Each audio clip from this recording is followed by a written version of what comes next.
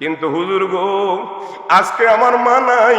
আমি যখন বিদেশে আসলাম, বিদেশে আসার পরে মাত্র 6 মাস গেছি। 6 মাস যাইতে না যাইতে আমি একদিন ডিউটি থেকে এসে দেখতেছি মোবাইলটার বাড়িতে বাসা থেকে নেই নাই। হুজুর, রুম থেকে মোবাইলটা নেই নাই। আমার মানুষ, আমার আপনজনরা ফোন দিতেছে, ফোন দিতেছে। আমি ফোনটা যে মুহূর্তে মা সেভ দিয়ে যখন আমি ফোন দিলাম, আমি দেখলাম আমার বাড়িতে মানুষের আনাগোনা। তখন তো বুঝতে পারি নাই মানুষের আনাগোনা। হুজুর, আমি 6 মাস হলাম মাত্র আসছি, আমার বাড়িতে মানুষের আনাগোনা দেখলাম।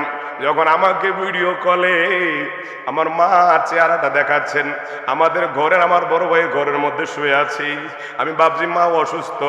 কিন্তু তখনও আমি বুঝতে পারি নাই আমার জনম দুঃখী মা যে আমার থেকে বিদায় নিয়ে চলে গেছে। যেই মুহূর্তে আমার বাবা আমাকে বলে, পুত্রী দেখ না, শেষ বিদায় তোর মাকে তুই দিয়ে দে, দেখ না তোর মা না ফিরার দেশে চলে গেছে। হুজুর গো, যেই মুহূর্তে শুনলাম মা নাই, ওই মুহূর্তে মনে হয় আসমানটা আমার মাথার মধ্যে ভেঙে পড়েছে। তার কারণ হলো 6 মাস মাকে দেখি নাই, মার মনের মার মায়াটা কেমন অন্তরে লাগছে। হুজুর, মা আজকে ফোন দেয় না। মাকে আমি মার চেহারাটা দেখে আমি আর নিজে স্থির রাখতে পারলাম না, বেহুশ হয়ে গেলাম। কয়েক ঘন্টা বেহুশ ছিলাম, যেহেতু আমি ছোট মানুষ, সবার ছোট, আমার আদর করতো আমার মায়। হুজুর শোনেন গো, আমি যখন রাত 12টা 1টার পরে বাড়িতে আসতাম, তখন আমার মা লুকাইয়া লুকাইয়া বাবির থেকে, বাইদের থেকে আমার জন্য খাবার এনে রেখে দিত।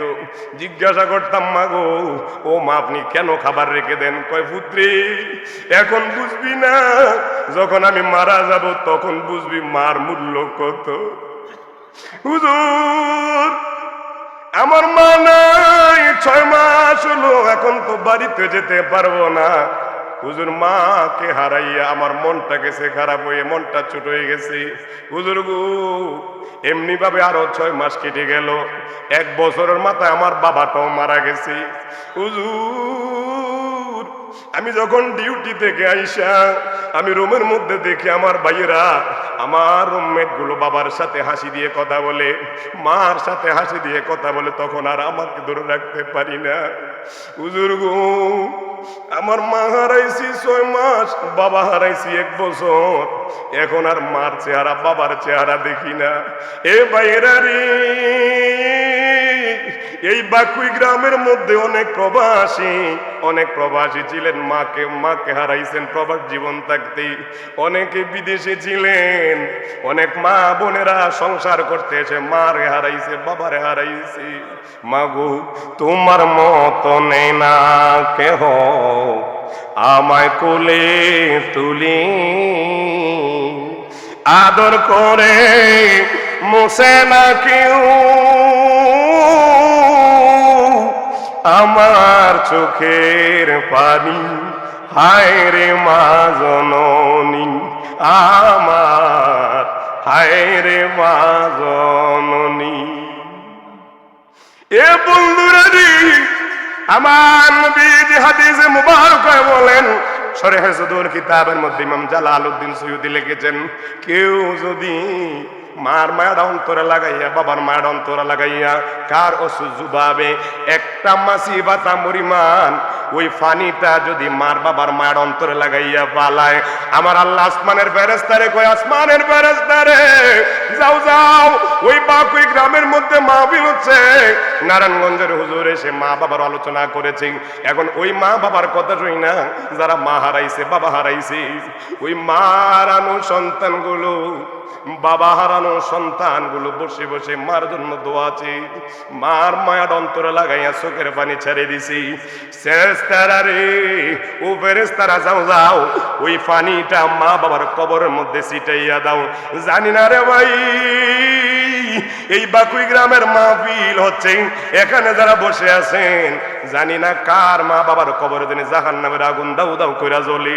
জানি না রে ভাই, কার জানি বাবার কবরে জাহান্নামের আগুন দাউ দাউ করে জ্বলে। একটু বলেন না, রব্বির হামহুমা কামা রব্বায়ানি সগীরা। একটু বলেন, রব্বির হামহুমা কামা রব্বায়ানি। এ বন্ধুরা রে, ওই ফেরেশতা যখন ফুটা পরিমাণ আপনার চোখের পানিটা মা বাবার কবরের মধ্যে নিয়ে ছিটাইয়া দেয়, মা বাবা কয় ফেরেশতা এটা কোন নদী সাগরের পানি রে, এটা কোন জায়গা থেকে এনেছো? কয় এটা কোন নদী সাগরের পানি না, ওই যে দেখো বাকুই গ্রামের মধ্যে তোমার সন্তান মসজিদ মাহফিলে বসে তোমার মায়ের অন্তরে লাগাইয়া চোখের পানি ছেড়ে দিছি, এই চোখের পানিটা আমার আল্লাহ বলেছেন সংরক্ষণ করে তোমার মা বাবার তোমাদের কবরে ছিটাইয়া দিতাম। ছিটাইয়া দিতে দেরি জাহান্নামের আগুন নিভতে দেরি হয় নাই। জোরে কোন আল্লাহু আকবার। আব্বা আম্মা শুইছে যারো আল্লাহ কবরে, আব্বা আম্মা শুইছে যারো আল্লাহ কবরে, মাফ করে দেন দয়াল নবীর খাতিরে, বলেন মাফ করেন দয়াল নবীর। কত কষ্ট করেছেন আম্মা সংসারে, কত কষ্ট করেছেন আব্বা সংসারে, আজকে বুঝি শুইয়া গয়াছেন কম, মরিয়া গিয়াছে আল্লাহ আল্লাহ যাদের মা বাপ, মাফ করিয়া দেন গো আল্লাহ কবরে রাজাব কন্যা আমিন। এ বন্ধুরা রে, আমি আপনি ওই কবরে যেতে হবে কি হবে না? এই কবরে যেতে হলে আপনাকে আমাকে দুইটা জিনিস নিয়ে যেতে হবে। টাকা যাবে না, পয়সা যাবে না, ধন যাবে না, সম্পদ যাবে না। আজরাইল যেদিন আপনার ঘরে আসবে, এক সেকেন্ড আগেও নয় পরেও নয়, এই কবরের মধ্যে যখন যাবেন আপনারা যে কাপড়গুলো পরবেন, আমাদের পুরুষের জন্য 3টা কাপড় আর মহিলাদের জন্য 5টা কাপড়। আমি আবু নোমান ইকরামুল হক এই জুব্বা পরেছি, জুব্বার মধ্যে পকেট আছে। আমি কোটি পরেছি, কোটির মধ্যে পকেট আছে। আমাদের আজকে অতিথি মহোদয়গণ বিভিন্ন রকমের পোশাক পরেছেন, সবার পোশাকের পকেট আছে না নাই? আরো জোরে কন।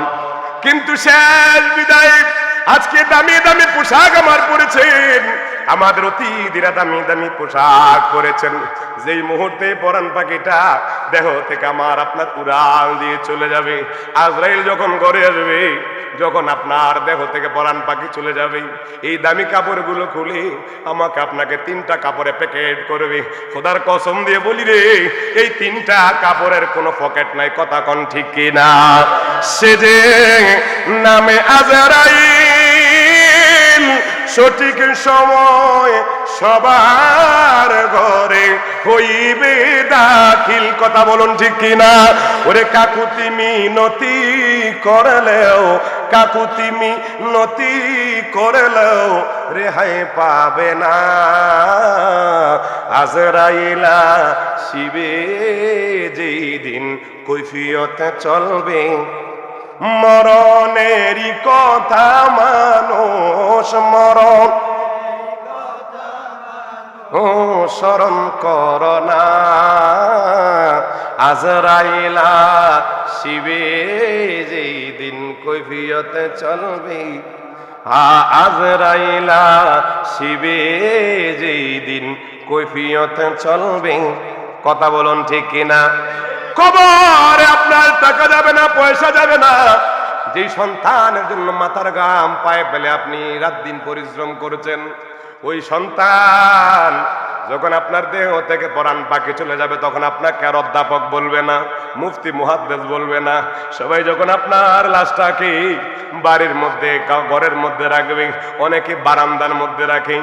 আপনি নতুন টাইলস গলা ঘর বানাইলেন, আপনার সন্তানকে যদি বলেন, চাচুরে তোমার বাবা তোমার জন্য কতই না কষ্ট করেছে, তোমাদের জন্য রাত দিন পরিশ্রম করেছে, বিভিন্ন সময়ে নিজে না খাইয়া তোমাদেরকে খাওয়াইছে, আজকে একটা রাত নয় 2টা রাত তোমাদের এখানে থাকতে দাও, তুমি তোমার বাবার সাথে থাকো। আপনার স্ত্রীকে ডেকে বললেন, বোন তুমি তো তোমার স্বামীর সাথে সংসার করেছ 50 বছর, 20 বছর, 30 বছর, আজকে যেহেতু তিনি লাশ হয়ে গেছেন, তুমি যেই ঘরের মধ্যে থাকতো ওই ঘরের মধ্যে রাখো, আজকে রাতটা তোমাকে দিয়ে গেলাম, তুমি পাহারা দাও। তখন আপনার স্ত্রী বলবে, না না ভাই, আমি লাশ দেখলে ভয় পাই, লাশ দেখলে ভয় পাই। সন্তান বলবে, চাচ্চু গো, ও চাচ্চু তাড়াতাড়ি আমার বাবার কাফন দাফনের কাজ করেন, তাড়াতাড়ি আমার বাবাকে দাফনের কাজ করেন। কথা বলুন ঠিক কি না? আপনি চোখটা বন্ধ করে দেখুন, আপনার আপন বলতে কেউ নাই, আপন বলতে কেউ নাই। আপনি যখন মারা যাবেন তখন আপনার কবর পর্যন্ত 3টা জিনিস যাবে, একটা হলো আহাল, আরেকটা হলো মাল, আরেকটা হলো আমল।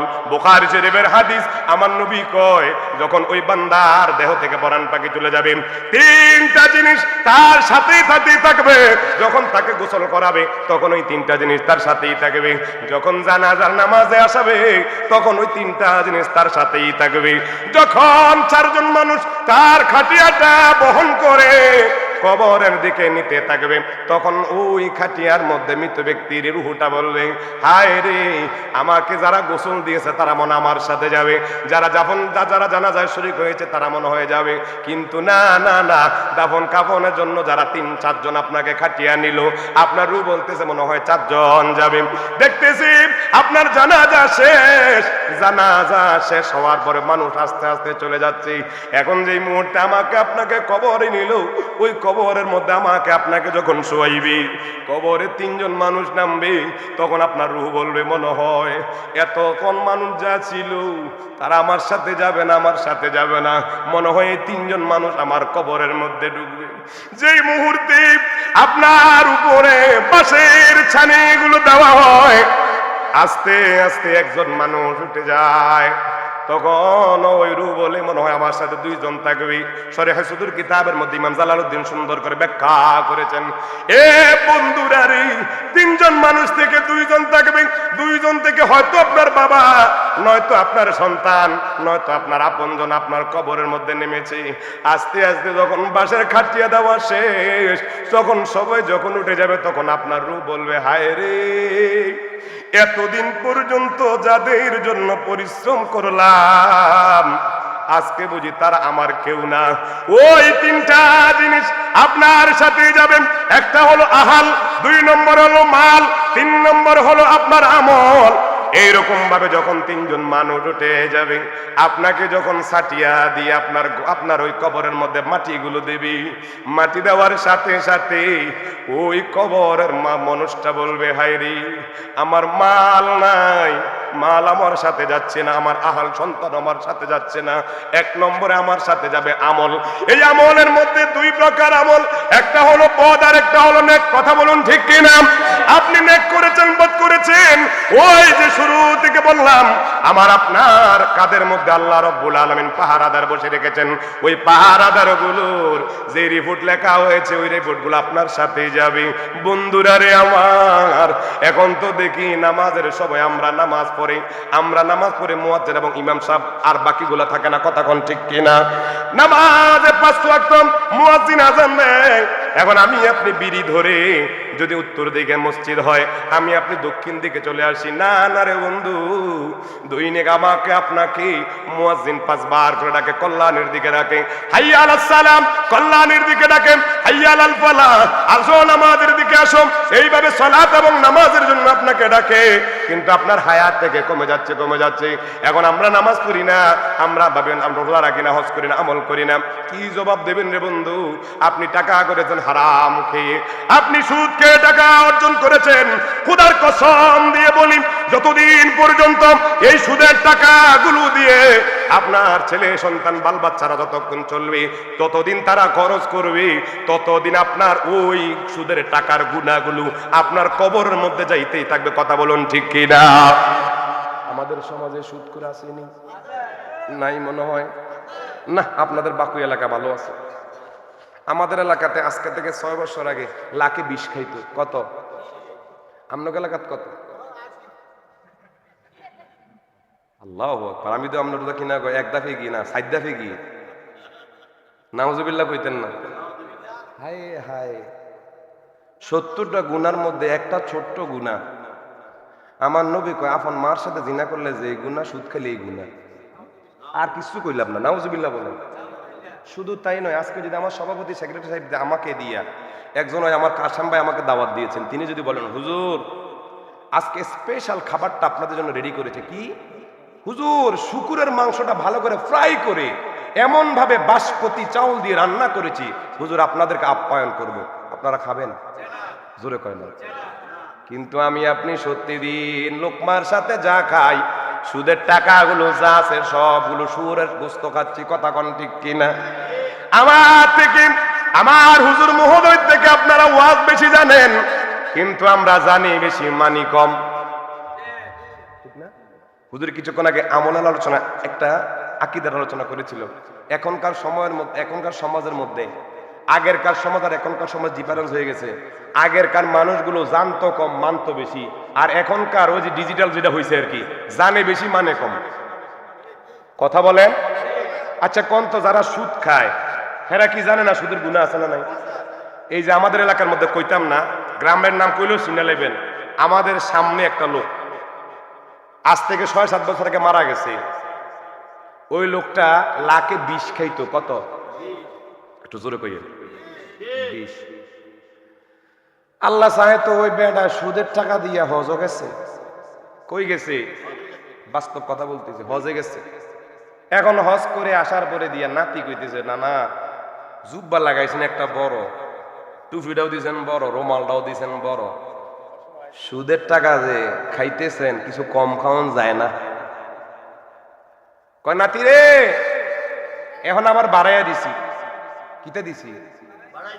কথা কয় না, বাড়াই দিছে। কি দিছে? এরা বাড়াই দিছে। কয় আগে খাইতাম 20, অন খাইম 30। কয়টা কম খাওয়ান যায় না? কয় না, কম খাইলেও ফলদানি আছে, বেশি খাইলেও ফলদানি আছে। নাউজুবিল্লাহ কইতেন না?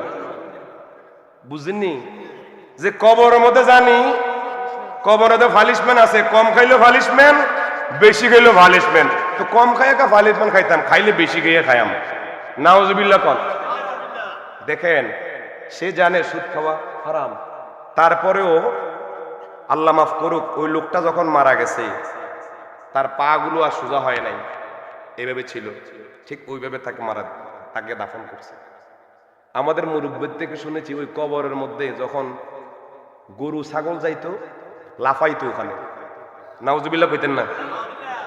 এই জন্য মানুষ এবং জিন জাতিকে আল্লাহ আকল দিছে, আমাদের হিসাব হবে। ওমা খালাকতুল জিন্না ওয়াল ইনসা ইল্লা লিয়াবুদুন।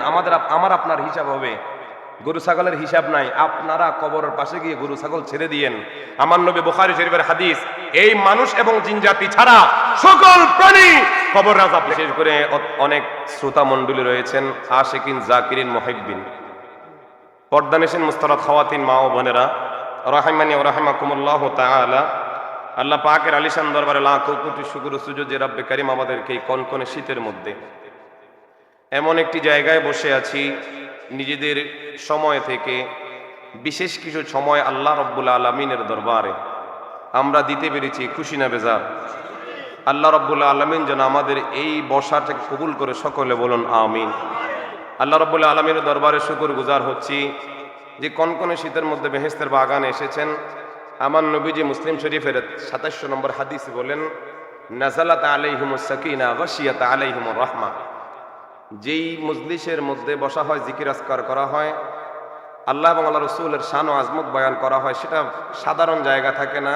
হিয়া কিতাআতুম মিনাল জান্নাহ, সেটা জান্নাতের বাগান হয়ে যায়। আর এই জায়গার মধ্যে আমার আল্লাহ অসংখ্য ফেরেশতাদেরকে নিযুক্ত করেন, তারা আমাদের উপরে বৃষ্টির ন্যায় রহমত বর্ষণ করছেন। এখন আপনাদের এলাকার মধ্যে শীতটা আজকে একটু বেশি পড়তেছে, যেহেতু বৈরী আবহাওয়া, ঠিক কি না হুজুর? যে তারপরও এসেছেন, বেশিক্ষণ সময় আপনাদের আমি বিলম্ব করব না, আমাদের প্রধান বক্তা আসবেন। আচ্ছা বলুন তো, আমাদের হায়াতের মালিক কে? আর একটু মহব্বতে। রিজিকের মালিক, ধনের মালিক, দৌলতের মালিক, ইজ্জতের মালিক, সম্মানের মালিক। তো যেই আল্লাহ আমাদের রব, আমাদের খালেক, আমরা তিনার মাখলুক, তিনার জন্য আমরা কি কিছু সময় ব্যয় করতে পারি না? এখন দেখেন আপনারা কনকনে শীতের মধ্যে অনেকেই অনেক রকমের দামি শাল, অনেকেই অনেক রকমের এমন কাপড় পরেছেন যে কাপড়ে যেন শীত ধার নুকতে না পারে। কিন্তু আমি আপনি একটু খেয়াল করে দেখুন না, আমার ডান পাশে বা বাম পাশে, সামনে হোক, আমাদের এলাকাতে কবর আছে না নাই? একটু মহব্বতে কম। এই কবরের মধ্যে সাথী ছাড়া বাতি হারা, বাতি হারা সাথী ছাড়া আমার আপনার কারো ভাই, কারো মা, কারো বাবা, কারো বোন, কারো আত্মীয় স্বজন শুয়ে আছে। আপনি একটু খেয়াল করে দেখেন না, তারা তো আমাদের মতোই মানুষ ছিল, তারা তো আমাদের মতোই মাহফিলের মধ্যে বসতো, আমাদের সাথেই তারা মসজিদে গমন করত। আজকে সামনের কাতারের মধ্যে গিয়ে দেখা যায় যে পরিচিত মুখগুলো গত বছর আমাদের সাথে ঈদের দিন ঈদের নামাজ পড়েছে, কিন্তু আজকে তারা আস্তে আস্তে চলে যাচ্ছে আসল ঠিকানায়। কথা বলুন ঠিক কিনা? এ হাজিরিন, গভীর মনোযোগ।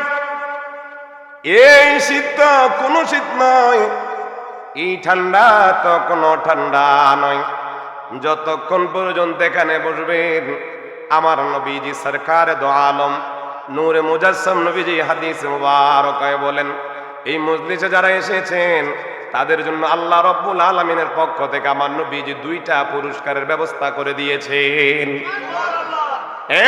বন্ধুরা, মুজামুল কাবির লিত্তাবরানি, ইমাম তাবরানি লিখেন, এ হাজিরিন যারা এখানে বসেছেন, 1556 নম্বর হাদিস, মা জালাসা কওম ইয়াযকুরুনাল্লাহ ইল্লা নাদা মুনাদিকুম মাগফুরুল লাকুম। যারা এই মাহফিলের মধ্যে বসেছেন আরামের ঘুমকে হারাম করে দিয়ে, এ বন্ধুরা রে, আমার মাহবুব নবীজি ইরশাদ করেছেন, যারা এই মাহফিলে বসেছেন আপনারা বলুন আমাদের গুনাহ আছে না নাই? আর একটু মহব্বতে গুনাহ আছে না নাই? এ বন্ধুরা রে, সকালবেলা ঘুম থেকে ওঠার পরে আপনি আমি কি কাজ করি? আপনি আমি লিপিবদ্ধ করি না, কিন্তু আল্লাহ রাব্বুল আলামিন আমাদের 2 কাঁধে 2জন পাহারা দাঁড়িয়ে রেখেছেন, 2 কাঁধে 2জন ভিডিও ম্যান দিয়ে রেখেছেন। আপনি ভালো করলে লেখা হয়, খারাপ কাজ করলেও লেখা হয়। সকাল থেকে সন্ধ্যা পর্যন্ত আপনি কি ভালো কাজ করেছেন, কি মন্দ কাজ করেছেন, সকল কিছুর হিসাব হচ্ছে কি হচ্ছে না? হ্যাঁ বন্ধুরা, এখনকার সময়ে ভালো কাজের মধ্যে মানুষ পাওয়া যায় না, কিন্তু খারাপ কাজের মধ্যে আমরা মানুষের অভাব হয় না। কথা বলুন ঠিক কিনা? সকালবেলা যখন ঘুম থেকে উঠলেন, উঠার পরে নিজের টাকা খরচ করে আপনি দোকানে গেলেন, ওই দোকানে যাইয়া চা নাস্তা করলেন, আর আপনি হুদুহুদি একজন মানুষের বদনাম আরম্ভ করেছেন। শুরুটাই আপনি মানুষের গীবত শেখায়াত দিয়ে আপনি শুরু করলেন। আপনারা বলুন, বাপি গ্রামের মধ্যে এমন মানুষ আছে না নাই? আরো জোরে কন। এ বন্ধুরা রে, চোখটা বন্ধ করে দেখো, নাই নাই, আমার নানা নাই, আমার নানি নাই, আমার দাদা নাই, দাদি নাই। এখানে যারা বসেছেন আপনাদের পূর্বপুরুষ অনেকের অন্ধকার কবরে। আমার ডান পাশে যারা বয়ে এসে আছেন, বাম পাশে যারা আজকে অতিথিরা বয়ে আসছেন, তারা হয়তো কাউকে হারিয়েছেন। হারানোর বেন্তরা কত কঠিন সেই জানে যে হারিয়েছেন। কারো মা নাই, কারো বাবা নাই। বন্ধুরা রে, মার জায়গাটা এখনো পড়ে আছে, বাবার ব্যবহৃত আসবাবপত্রগুলো এখনো পড়ে আছে। আপনার দাদা যেই ঘরে ছিল ওই ঘরের জায়গাটা এখনো পড়ে আছে। বাবা যখন ছিল তখন ছিল টিনের ঘর, দাদা যখন ছিল তখন ছিল সোনের ঘর। আপনি আমি যখন ওই ঘরের মালিক হলাম, আমার আপনার টাকা দিয়ে আমরা বিল্ডিং বানালাম। বন্ধুরা রে আমার, একটু মাথার মধ্যে নেন না, আমার আল্লাহ আমাদেরকে বিবেক দিয়েছেন, এই বিবেক হলো সর্বোচ্চ আদালত। আপনি আপনার বিবেককে যদি খরচ করেন, আপনি মানুষের দুয়ারে আর বিচারের জন্য যেতে হবে না, কোর্ট কাছারির মধ্যে যেতে হবে না। বিবেক হলো মানুষের সর্বোচ্চ আদালত। আপনার দাদা যে জায়গায় ছিল ওই জায়গা ছিল সোনের ঘর। আপনার বাবা যখন মালিক হয়েছে ওই জায়গার মালিকের মধ্যে আপনার বাবার যখন মালিক হয়েছে ওই ঘরটা বানাইছে টিনের ঘর। কথা কোন ঠিক কিনা? আমি আপনি যখন ওই মালিক হলাম, টিনের ঘর বাদ দিয়ে আমরা নতুন করে সুন্দর করে কেউ ডুপ্লেক্স কেউ ট্রিপ্লেক্স করেছেন, কথা বলুন ঠিক কিনা? বন্ধুরা রে আমার, আজ থেকে 100 বছর আগের কথা চিন্তা করুন। আমি আপনি যেই ঘরের মধ্যে থাকতেছি, যেই জায়গার মধ্যে থাকছি, যেই জায়গার মধ্যে অবস্থান করছি, আমার আপনার মতো তো 100 বছর আগেও মানুষ ছিল। 100 বছর পরে আপনি চিন্তা করুন বন্ধুরা রে, 100 বছর পরে আপনি চলে যাবেন, আপনি থাকবেন না। হাজির, কোন দিকে আপনাদেরকে নিয়ে যাচ্ছি একটু চিন্তা করে দেখেন। যে জায়গার মধ্যে বড়াই করছেন আপনি, টাকার বড়াই দেখাচ্ছেন, ক্ষমতার বড়াই দেখাচ্ছেন, আপনার আগে তো অনেক পালোয়ান ছিল আপনাদের এলাকার মধ্যে, তার দাপটে মাটি সহ কাঁপতো। এখন গিয়ে দেখেন না 3.5 হাত মাটির নিচে শেষ হয়ে আছে, কথা বলুন ঠিক কিনা? মরণ আমাদের নিশ্চিত, সময় আমাদের নির্ধারিত, মৃত্যু আমাদের অবধারিত। এই মৃত্যুকে আমরা সামনে নিয়ে অগ্রসর হচ্ছি। বন্ধুরা রে আমার, এখানে যারা বসে আছেন, আমার মতো যাদের দাড়ি আছে, অনেকের দাড়িগুলো কালো ছিল, আজকে অনেকের দাড়ি পেকে গেছে। বুঝা গেল দাদা ছিল না, বাবাও ছিল না, আমিও থাকবো না, যেতে হবে আমাদেরকে কবরে, কথা বলুন ঠিক কিনা? আমার মরণের কতদিন বাকি আমি জানিলাম না গো আল্লাহ, মরণের কতদিন, আমার মরণের কতদিন বাকি আমি জানিলাম না গো আল্লাহ, মরণের কতদিন।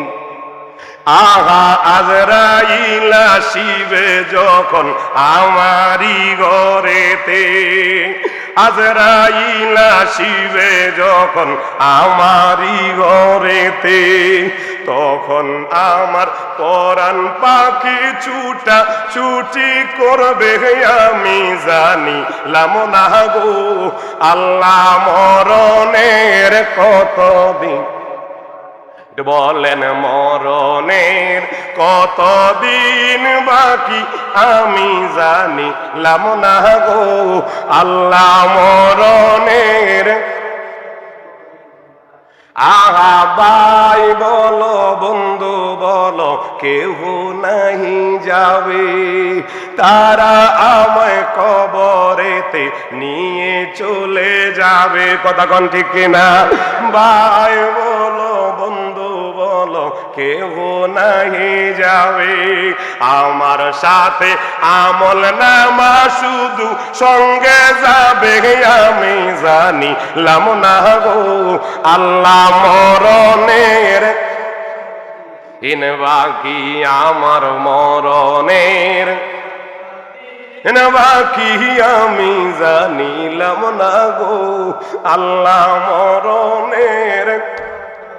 এ বন্ধু নাই রে নাই, গতকাল আমি প্রোগ্রাম করেছিলাম বরুড়াতে, খাটলা গ্রামের পাশের মধ্যে মহেশ পুকুরি মুকুই একজন আলেমা থেকে আরো 6 বছরের ছোট মাহফিল করেছে তার আগের দিন, কিন্তু তার পরের দিন তারা মাহফিল ছিল, কিন্তু হঠাৎ করে তার শরীরটা খারাপ হয়ে গেছে, কুমিল্লা টাওয়ারে গেছে, যাওয়ার সাথে সাথে মারা গেছে। বন্ধুরা রে আমার, আজরাইল 1 সেকেন্ড আগেও নয়, 1 সেকেন্ড পরেও নয়। হে বন্ধুরা রে, আজরাইল আপনি যেখানে আপনার মৃত্যু হবে, আপনি মৃত্যু থেকে পলায়ন করতে পারবেন না, এই মৃত্যু আপনার নির্ধারিত সময়, আমাদের অবধারিত। বন্ধুরা রে আমার, এখানে অনেকে বসে আছেন মা হারা বাবা হারা, অনেকে মাকে দেখেন নাই, অনেকে বাবাকে দেখেন নাই, বিদেশের বাড়িতে ছিলেন।